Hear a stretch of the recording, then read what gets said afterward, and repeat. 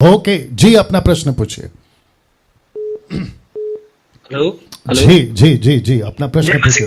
या जय मसीह के पास जी। या ओके, मेरा प्रश्न ये है, यूहन्ना 5 का 29 में प्रभु ने कहा कि जब मैं आऊंगा तो उनको वो कब्रों में से जी उठेंगे जो मर गए थे। जी ओके उधर, ओके, समुपदेशक कहता है, समुपदेशक 12:7 कहता है कि जो जीवित है, जो इंसान है वो मर जाएगा, मिट्टी में मिल जाएगा और उसका आत्मा जिसने भेजा है परमेश्वर के पास चला जाएगा। जी तो पहले कुरिन्थियों में भी और प्रकाशित वाक्य में आपको तो पता है। जी। तो मेरा प्रश्न ये है कि हम जब प्रभु आने से पहले जो भी मर गए या हम मर जाएंगे तो हमारी शरीर तो मिट्टी में मिल जाएगा जी। और हमारा आत्मा सीधा परमेश्वर के पास जाएगा या वो कहाँ रहेगा?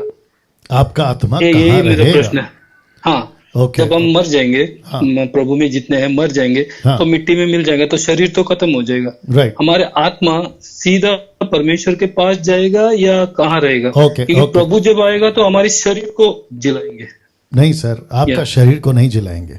आपने पहला कुरिन्थियों 15 अध्याय अगर आप पढ़ा होगा तो वहां पे लिखा है कि एक शरीर है पृथ्वी का, दूसरा शरीर है स्वर्ग का, जिसको कहते हैं भौतिक और आत्मिक। मेरी बात सुन लो सर, जब मैं बोलता हूं बीच में नहीं बोलना है, मैं बोल चुका हूं, मुझे सुन लीजिए पहले आप लोग, ठीक है ना?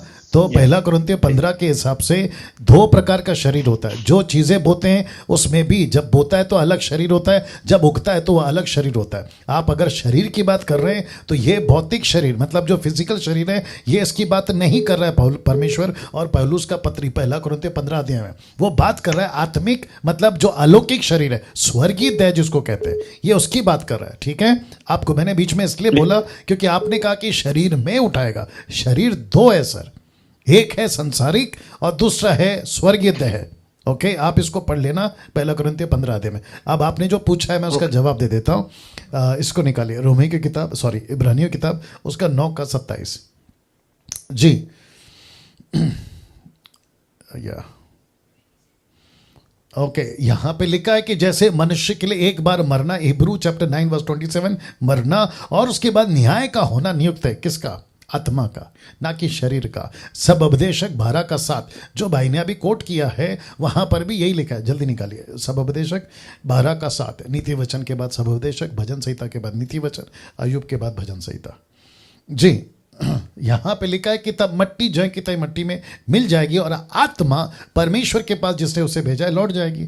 तो एक वचन ऐसा कहता है, फिर दूसरा वचन ऐसा कहता है। मेरा स्टेटमेंट यहां है भाई के लिए, और आप जितने दर्शक देख रहे हैं ये बात पक्की है कि हम मरते हैं, शरीर जाएगा मट्टी में, लेकिन परमेश्वर उसको जो दूसरा शरीर जिसका जिक्र पहला कुरिन्थियों 15 अध्याय में किया गया है, जो कि बहुत लंबा पैराग्राफ है, मैं उसको पढ़ना नहीं चाहूंगा, आप लोग आराम से पढ़ लीजिएगा। वहां पर कई प्रकार का, पक्षी का, जानवर का, जीव जंतु का, पौधे का, बीज का, मनुष्य का, सबका शरीर का जिक्र है। यहां तक कि यीशु का भी, अगर यीशु मसीह आए थे तो जब वो जी उठे तो वो महिमा का शरीर था।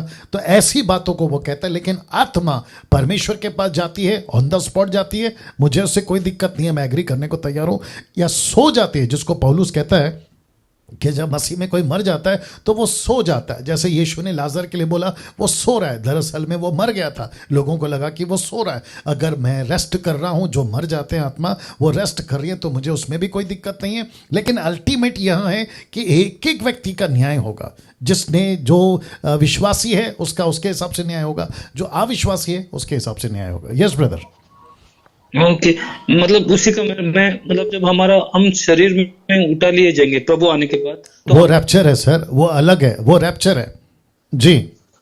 हाँ, वही रैप्चर की बात कर रहा हूँ। जी। जब हमारी शरीर उठा लिए जाएंगे रैप्चर में, तो हमारी आत्मा जो परमेश्वर के पास है, दोनों को मिलाया जाएगा। ये एक्चुअली बाइबल। अरे भैया, आप जब, मेरी बात सुनिए, आप जब जिंदा हो तो फिर आपकी आत्मा को कहां से मिलाएगा? मैं रैप्चर की बात कर रहा हूं। वो बात मुझे